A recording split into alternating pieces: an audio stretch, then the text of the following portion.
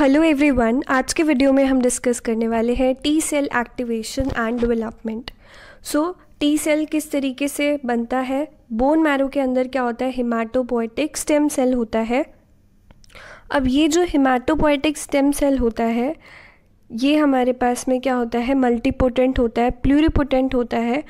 यानी कि ये क्या कर सकता है, डिफरेंट सेल्स के अंदर ये डिफ्रेंशिएट हो सकता है। इससे आप कोई भी सेल बना सकते हो। ब्लड के अंदर जितने भी सेल्स हैं वो आप सभी इससे बना सकते हो। इससे मोनोसाइट्स बन सकता है, मास्ट सेल, लिम्फोसाइट्स, मेगाकैरियोसाइट्स। तो जो डिफरेंट सेल्स हैं सब इस सेल से बन सकता है। तो इस हिमेटोपोएटिक स्टेम सेल से क्या होता है, माइलॉइड प्रोजेनाइटर सेल और लिम्फॉइड प्रोजेनाइटर सेल बनता है। अब ये जो लिम्फॉइड प्रोजेनाइटर सेल है फिर ये किस में डिफ्रेंशिएट होता है, टी सेल और बी सेल के अंदर। इससे क्या बनते हैं हमारा टी लिम्फोसाइट और बी लिम्फोसाइट। ठीक है। अब देखो, जो टी सेल है और बी सेल है दोनों ही प्रोड्यूस कहाँ पे होते हैं, बोन मैरो के अंदर होते हैं। मैच्योरेशन दोनों की डिफरेंट है। बी सेल का मैच्योरेशन बोन मैरो के अंदर ही होता है, लेकिन जो टी सेल का मैच्योरेशन है वो थाइमस के अंदर होगा। वो क्या होगा, थाइमस के अंदर होगा। तो प्रोडक्शन दोनों का बोन मैरो में हो रहा है, लेकिन टी सेल का जो मैच्योरेशन है वो कहाँ पे होगा, थाइमस के अंदर होगा। ये हमारे पास क्या है, थाइमस है। थाइमस क्या होता है, थाइमस एक आपका प्राइमरी लिम्फॉइड ऑर्गन है, एक बाइलोब्ड फ्लैट ऑर्गन है जो कि आपके प्रेजेंट होता है अबव हार्ट। तो यहाँ पे ये थाइमस आप देख रहे हैं, इधर जो सबसे बाहर आपको दिख रहा है दिस इज़ द कैप्सूल। ये पोर्शन क्या है, this is the capsule. And ये जो आप डिविजन्स देख रहे हो ये क्या होते हैं, these are known as the trabeculae. इसको क्या बोलते हैं, ट्रैबेक्यूले। अगर आपने प्राइमरी लिम्फॉइड ऑर्गन वाला लेक्चर नहीं देखा है तो उसका लिंक आपको डिस्क्रिप्शन में मिल जाएगा, आप वहाँ से देख सकते हैं और थाइमस को और डिटेल में पढ़ सकते हैं। ये हमारे पास क्या है, ट्रैबेक्यूले। ट्रैबेक्यूले क्या करता है, यहाँ पर सेपरेशन का काम कर रहा है, लोब्स को सेपरेट कर रहा है। अब यहाँ पे देखें, यहाँ पर हमारे पास स्टार्टिंग में क्या होता है, जो टी सेल्स होते हैं वो इमेच्योर होते हैं। इमेच्योर थाइमोसाइट्स, थाइमोसाइट्स का मतलब है इमेच्योर टी सेल्स जो अभी तक मेच्योर नहीं हुए हैं। अब ये क्या है, CD3-, 4-, 8-। अभी देखो, वैसे ये तो आपको पता ही है कि हमारे पास में एक होता है साइटोटॉक्सिक टी सेल, एक होता है टी हेल्पर सेल, है कि नहीं। अब दोनों के पास क्या होता है, टी सेल रिसेप्टर होता है, को स्टिमुलेटरी रिसेप्टर भी होता है। यहाँ पे क्या होता है, साइटोटॉक्सिक टी सेल के पास CD8 और टी हेल्पर सेल के पास क्या होता है, CD4। लेकिन जो इमेच्योर है, अभी इनिशियल स्टेज में क्या है कि कोई भी ना CD3 है, CD4, CD8 कुछ भी नहीं है। तो ये डबल नेगेटिव थाइमोसाइट्स हैं। अब क्या होता है, कॉर्टेक्स रीजन में हमारे पास में यहाँ पर क्या प्रेजेंट है, these are the dendritic cells जो कि एंटीजन प्रेजेंटिंग सेल्स होते हैं। तो ये एंटीजन को क्या करेंगे, प्रेजेंट करेंगे। यहाँ पे सपोज करो कि ये हमारे पास क्या है, ये हमारे पास है dendritic cell. This is the dendritic cell जो कि एंटीजन प्रेजेंटिंग सेल है। इसने क्या कर दिया, एंटीजन को प्रेजेंट कर दिया। तो अब यहाँ पे ये जो टी सेल्स हैं वो इसके साथ में इंटरेक्ट करेंगे एंड वो क्या हो जाएंगे, यहाँ पर मेच्योर हो जाएंगे। अभी यहाँ पे क्या हुआ है, पूरी तरीके से ये मैच्योर नहीं हुए हैं, लेकिन जो नेगेटिव थे अब ये क्या हो चुके हैं, पॉजिटिव हो चुके हैं, ये डबल पॉजिटिव हो चुके हैं। CD3+, CD4+, CD8+। अब जो नेगेटिव था वो अब पॉजिटिव में चेंज हो चुके हैं। अब नेक्स्ट स्टेप में क्या होता है कि ये पूरी तरीके से मैच्योर हो जाते हैं। पूरी तरीके से मैच्योर मतलब कि यहाँ पर किसी सेल के पास में CD3 तो है ही दोनों के पास में, जिसके पास में CD4 है, जिसके पास में क्या है, CD4 है, 8 नहीं है, वो क्या है आपका टी हेल्पर सेल। और जिसके पास में CD8 है वो क्या है आपका साइटोटॉक्सिक टी सेल। तो अब ये क्या हो चुके हैं, मेच्योर हो चुके हैं। तो यहाँ पे देखिए, ये हमारे पास टी सेल प्रिकर्सर है, इसका रीअरेंजमेंट हुआ TCR जीन का, टी सेल रिसेप्टर जीन्स का, एंड ये आपके पास इमेच्योर थाइमोसाइट बन गया। जिसके पास CD8 भी है, CD4 भी है, टी सेल रिसेप्टर भी है, CD3 है, सब कुछ है। लेकिन अभी ये एक्टिव नहीं है, ये इनएक्टिव फॉर्म में है, सारे रिसेप्टर्स लेके बैठा हुआ है, इनएक्टिव फॉर्म में है। तो अब इसका क्या होता है, थाइमस के अंदर सिलेक्शन होता है। अब सबसे पहले हम पॉजिटिव सिलेक्शन की बात करते हैं। पॉजिटिव सिलेक्शन देखो, यहाँ पे क्या था, डेंड्राइटिक सेल। अब ये जो हमारा सेल है इसके पास MHC1 भी है, MHC2 भी है। तो यहाँ पर जो सेल पहले इंटरेक्ट करेगा उसको सिलेक्ट कर लिया जाएगा। मान लीजिए यहाँ पे CD8 वाले इंटरेक्ट हो गए, यहाँ पे CD8 वाले आकर के बाइंड हो गए, CD4 वाले बाइंड नहीं हुए, वो बाइंड नहीं हुए। तो जो CD4 वाले होते हैं, जो बाइंड नहीं हुए, जो इंटरेक्शन में हेल्प नहीं कर रहा, उन सेल्स की क्या हो जाती है, डेथ हो जाती है by apoptosis, which do not interact with MHC molecule. जो इंटरेक्शन नहीं कर रहा उसकी क्या हो जाएगी, डेथ हो जाएगी। और सिलेक्शन किसका होगा, जो रिसेप्टर के साथ बाइंड करेगा, जो MHC के साथ में बाइंड करेगा, इंटरेक्शन होगी, वो जिंदा रहेगा। ठीक है, तो यहाँ पे CD8 ने करा तो CD8 वाले क्या रह गए, जिंदा रह गए। अगर CD4 पहले आके इंटरेक्ट करता तो CD4 यहाँ पे ज़िंदा रहता, CD8 वाले मर जाते। सो इस तरीके से, मतलब जो पहले आएगा वो क्या हो जाएगा, सिलेक्शन हो जाएगा उसका, वो ज़िंदा रहेगा, बाकी वाले जो है उनकी एपोप्टोसिस हो जाएगी। दिस इज़ पॉजिटिव सिलेक्शन, क्योंकि यहाँ पर रिसेप्टर के साथ जो बाइंड हो रहा है वो ज़िंदा रहेगा। अभी हम देखेंगे नेगेटिव सिलेक्शन। नेगेटिव सिलेक्शन में क्या होता है, जो रिसेप्टर के साथ में बाइंड होगा वो मर जाएगा। अब ऐसा क्यों है, अब देखो, अब हम ना जो हमारे मैक्रोफेजेस हैं वो क्या करेंगे, जो एंटीजन प्रेजेंटिंग सेल हैं वो अब अपना सेल्फ एंटीजन को रिप्रेजेंट करेंगे।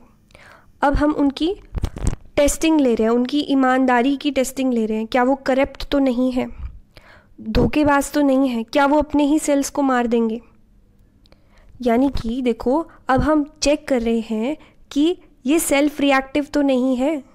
अब इनकी टेस्टिंग हो रही है, whether they are self reactive और नॉट, क्या वो खुद के सेल्स को तो नहीं मार देंगे ये साइटोटॉक्सिक टी सेल्स आगे जा करके। तो हम चेक कर रहे हैं कि क्या वो सेल्फ रिएक्टिव है या नहीं है।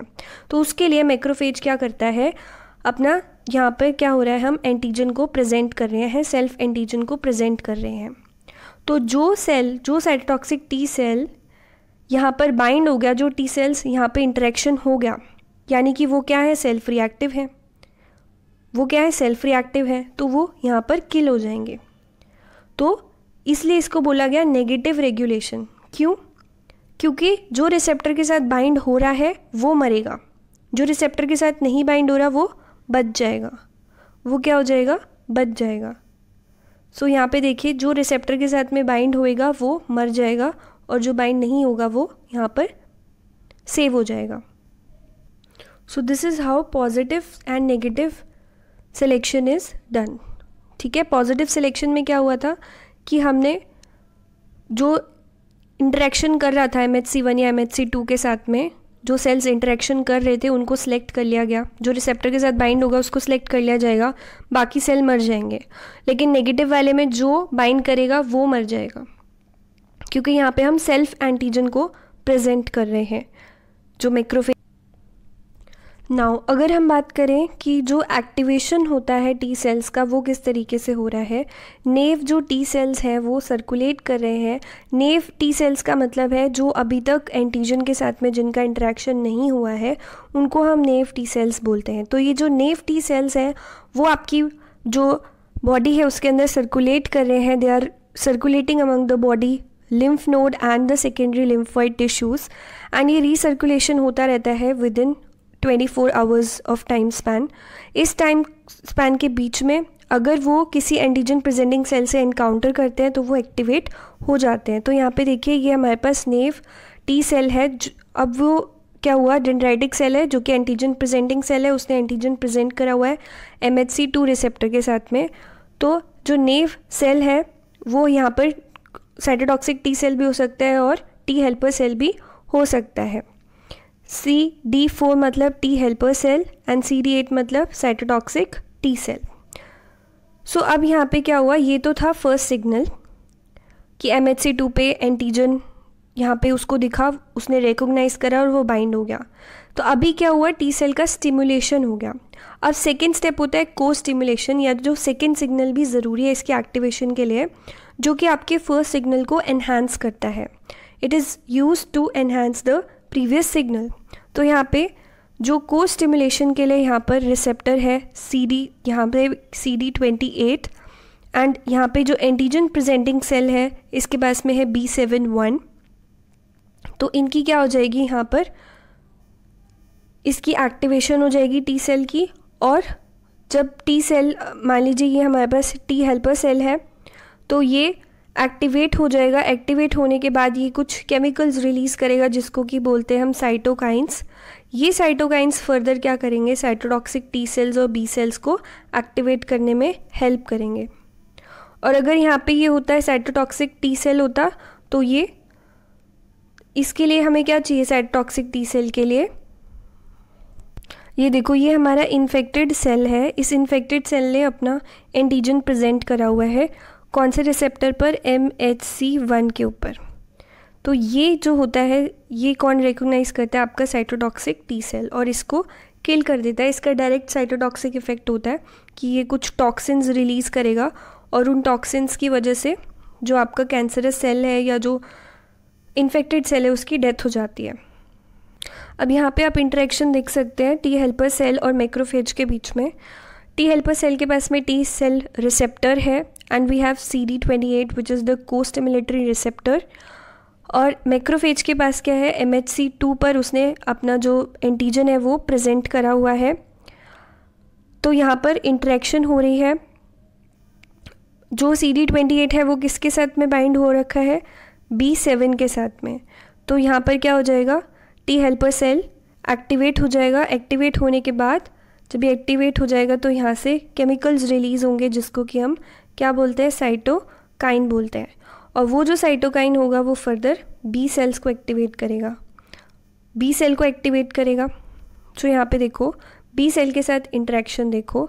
बी सेल भी क्या होते हैं, आपके एंटीजन प्रेजेंटिंग सेल्स होते हैं। Macrophages, B cells, dendritic cells, ये सभी क्या होते हैं, एंटीजन प्रेजेंटिंग सेल होते हैं। तो बी सेल के ऊपर हमारे पास MHC2 है। जो भी एंटीजन प्रेजेंटिंग सेल होता है उनके पास MHC2 रिसेप्टर होता है। इन्होंने एंटीजन को प्रेजेंट किया, टी हेल्पर सेल ने उसको रिकॉग्नाइज करा। यहाँ पर को स्टिमुलेटरी रिसेप्टर का भी क्या हो रहा है, हमारे पास में यूज़ हो रहा है। बी सेल के पास में क्या है, को स्टिमुलेटरी रिसेप्टर CD40, एंड इसके पास में को स्टिमुलेटरी लीगेंट है CD40L लीगेंट। अब इनका यहाँ पर दोनों जो रिस्पॉन्सेस की वजह से इसका क्या हो जाएगा, एक्टिवेशन हो जाएगा। जब भी हमारा जो टी हेल्पर सेल होता है, टी हेल्पर सेल के पास क्या है, टी सेल रिसेप्टर है। ये उसी एंटीजन को रिकॉग्नाइज करेगा जो कि क्या है, आपका MHC2 के ऊपर, मेजर हिस्टोकम्पैटिबिलिटी 2 के ऊपर अटैच्ड है। और ये मेजर हिस्टोकम्पैटिबिलिटी 2 किसके पास होता है, एंटीजन प्रेजेंटिंग सेल्स के पास में होता है। और एंटीजन प्रेजेंटिंग सेल्स कौन कौन से होते हैं, आपके बी सेल्स, आपके मैक्रोफेजेस, डेंड्राइटिक सेल्स, ये सभी क्या है, आपके एंटीजन प्रेजेंटिंग सेल हैं। जब इंटरेक्शन हो जाएगी तो ये जो टी हेल्पर सेल है वो एक्टिवेट हो जाएगा। एक्टिवेट होने के बाद ये क्या रिलीज़ करेगा, it will release certain chemicals जिसको कि हम साइटोकाइंस बोलते हैं। और ये साइटोकाइंस क्या करते हैं, बाकी के सेल्स को एक्टिवेट करने में हेल्प करते हैं। T helper cells, cytotoxic T cells को एक्टिवेट करेंगे। So that's all for today. Notes का लिंक आपको डिस्क्रिप्शन में मिल जाएगा। Thank you and have a great day.